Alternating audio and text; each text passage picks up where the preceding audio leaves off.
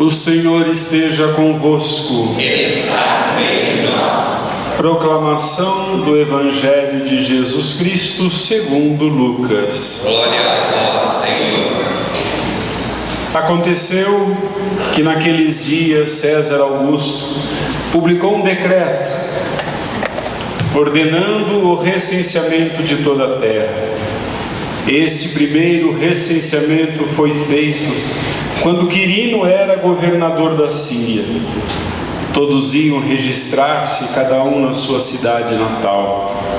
Por ser da família e descendência de Davi, José subiu da cidade de Nazaré, na Galiléia, até a cidade de Davi, chamada Belém, na Judéia, para registrar-se com Maria, sua esposa, que estava grávida. Enquanto estavam em Belém, completaram-se os dias para o parto, e Maria deu à luz o seu filho primogênito. Ela o enfaixou e o colocou na manjedoura, pois não havia lugar para eles na hospedaria. Naquela região havia pastores que passavam a noite nos campos, tomando conta do seu rebanho. Um anjo do Senhor apareceu aos pastores, a glória do Senhor os envolveu em luz, e eles ficaram com muito medo. O anjo, porém, disse aos pastores: não tenhais medo, eu vos anuncio uma grande alegria que o será para todo o povo. Hoje, na cidade de Davi, nasceu para vós um Salvador, que é o Cristo Senhor.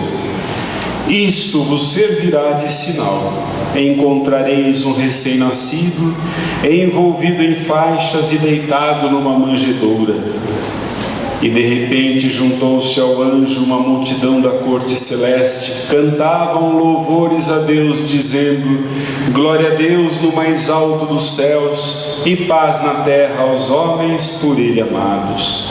Palavra da salvação. Glória a vós, Senhor. Que as palavras do Santo Evangelho perdoem os nossos pecados. Amém. Podemos. A história de hoje, como foi anunciada, como foi dita solenemente, no anúncio do Natal, essa história começa, na verdade, com uma mulher e termina com outra mulher. São duas mulheres envolvidas nesta história. A primeira mulher, Eva, e a segunda mulher, Maria. Eva, a palavra Eva em hebraico significa fonte de vida. Eva, no jardim do Éden, era amada por Deus, era respeitada pelo seu marido, e Eva podia ter todas as coisas que desejasse, menos experimentar do fruto da árvore da vida. Mas Eva, seduzida pela serpente, trouxe a partir desse momento tragédia para a humanidade, trouxe muita dor para a humanidade. A outra mulher está num cenário completamente diferente, nada que se pareça com um paraíso, nada que se pareça com um jardim, é a periferia de uma cidade. E para ser mais específico, é um estábulo de animais. As duas mulheres foram testadas na sua fé. Maria, por exemplo, quando ouviu dizer que ela seria mãe do rei não só de Israel, mas do mundo inteiro, ela nunca poderia imaginar que este rei nasceria numa estrebaria. A vida de Jesus realmente é muito estranha. A vida de Jesus começa num estábulo e termina numa cruz. Quando é que Maria podia imaginar isso para o seu filho? A história está cheia desses acontecimentos. Quem pode dizer com segurança o que vai ser do seu filho, o que vai ser do seu neto, quando ficar adulto? A nossa vida é incerta. Maria não teve nenhuma certeza a respeito do destino de Jesus. Dois lugares muito feios. Jesus esteve nos piores lugares que alguém poderia imaginar. Num lugar de animais, um lugar sujo, morreu a morte de um condenado, a morte de um criminoso, uma morte feia, era a morte mais feia que poderia existir. Hoje Jesus, se tivesse vivendo num país onde é permitida a pena de morte, ele receberia uma injeção letal, Há alguns tempos atrás, uma cadeira elétrica. E todas as pessoas que são condenadas dessa maneira, nós sabemos, não são pessoas boazinhas. Jesus até isso ele levou, como fama. Jesus escolheu até isso como fama. Vejam que nós temos ainda o sangue de Eva correndo nas nossas veias, Nós somos ainda movidos pelo nosso desejo, nós somos movidos ainda por honrarias. Nós sonhamos para os nossos filhos o quê? Os primeiros lugares deste mundo, os primeiros lugares nas melhores universidades, os primeiros trabalhos, os primeiros empregos, os primeiros casamentos e assim por diante, os primeiros tudo. Nós sonhamos para os nossos filhos. Maria também sonhou coisas maravilhosas para Jesus, mas Jesus optou por outra coisa. Jesus optou por não ser nada, por não ter o primeiro lugar. Jesus optou para ser servo e não para ser servido. Meus irmãos, aí está a esperança. A esperança nossa não está mais naquele paraíso, aquilo se perdeu para sempre. Não temos que ficar sonhando com esse lugar. Quando eu estava na catequese, ainda criança, eu ouvia a catequista falando sobre esse lugar, eu falava, puxa vida, que vontade de estar nesse lugar, Será que esse lugar vai voltar? Não vai voltar. A gente vê nas avenidas e nas ruas as testemunhas de Jeová, vendendo o seu livrinho, querendo falar da sua religião, e o que eles falam é exatamente isso: a volta do paraíso perdido. Não tem mais volta. Não existe plano B nos planos de Deus, meus irmãos. Nós achamos que podemos optar por uma outra coisa, mas nós não podemos. Quando nós vemos o nosso mundo, através dos séculos, nós sempre procuramos um plano B, uma saída. Por exemplo, se seguiu ao socialismo ou capitalismo. O capitalismo cedeu lugar ao neoliberalismo. E afinal de contas, todas essas ideologias fracassaram.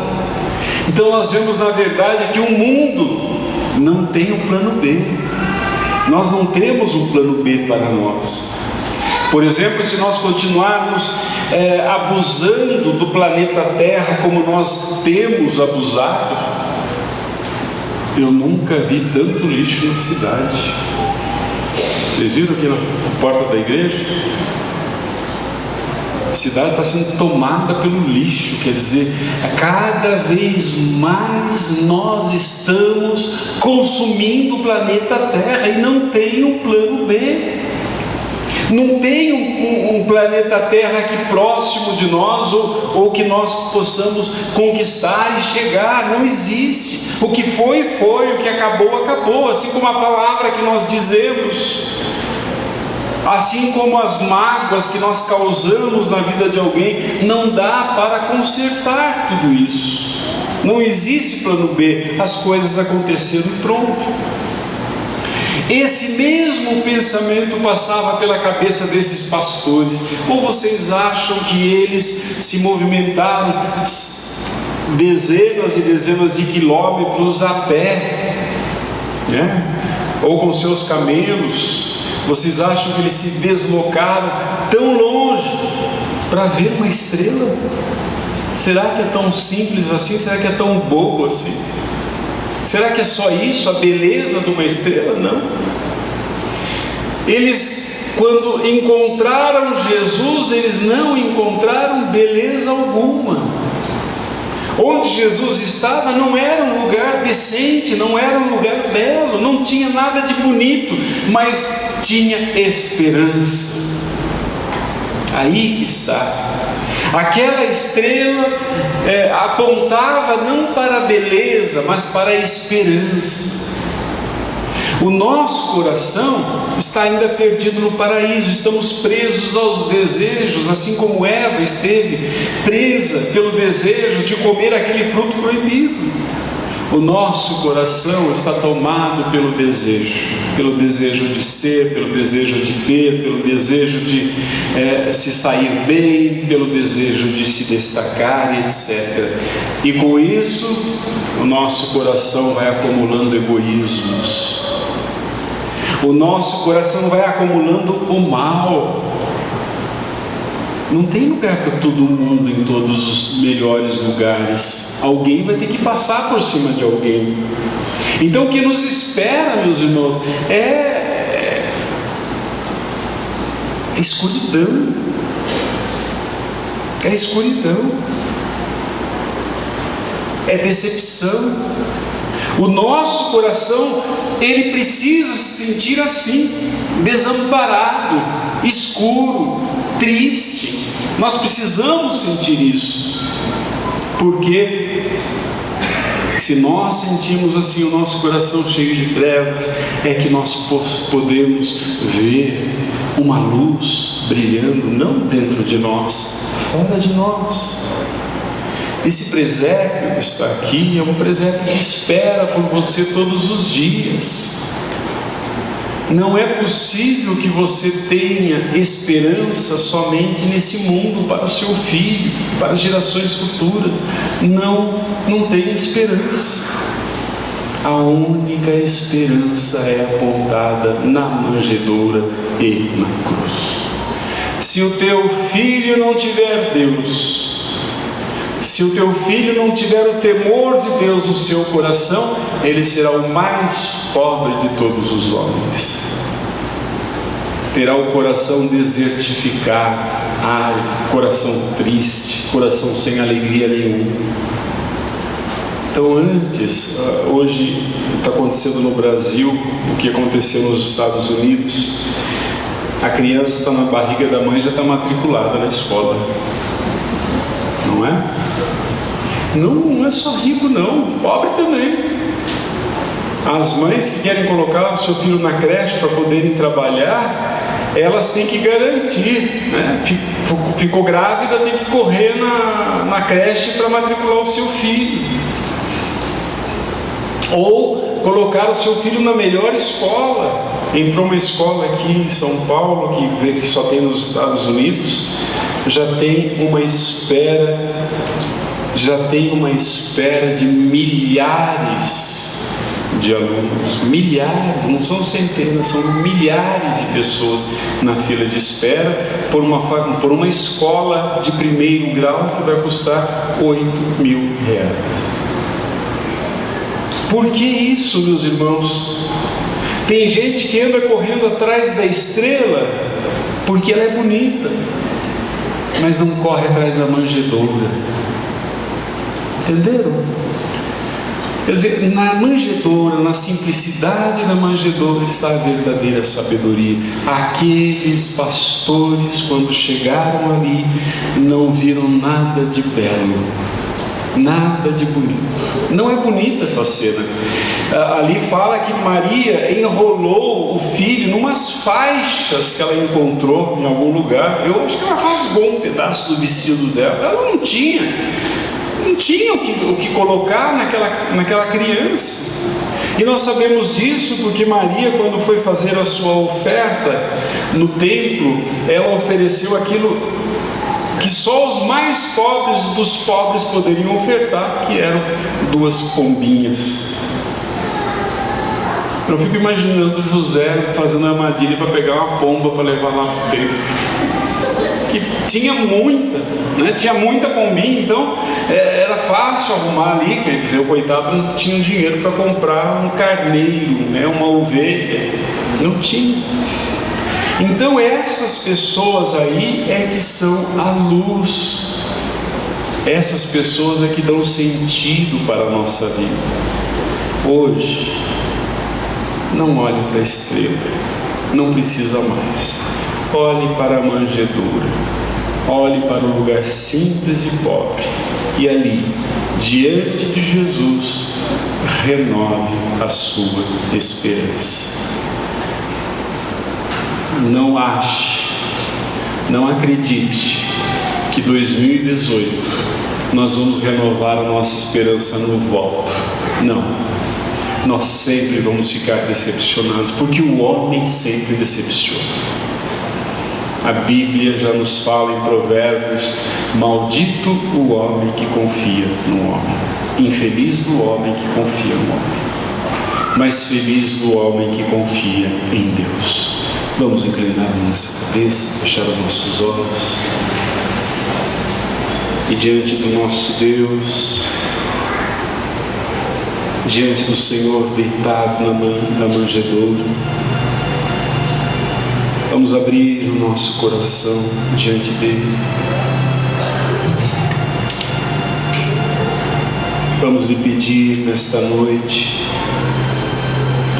que o Senhor ilumine nosso coração, que Ele tire de nós todos os nossos sentimentos ruins, todos os nossos sentimentos egoístas, que Ele devolva ao nosso coração a sua paz, que nós possamos encontrar a paz neste mundo tão cheio de desespero. Deus pode nos dar esta paz. Deus pode nos dar essa paz.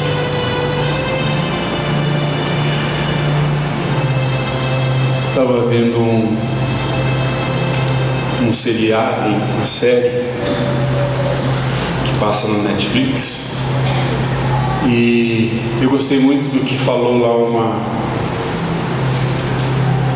estou tentando lembrar o nome do seriado, mas uma médica que gostava de ver, trabalhava no hospital e gostava de ficar lá na maternidade olhando as crianças.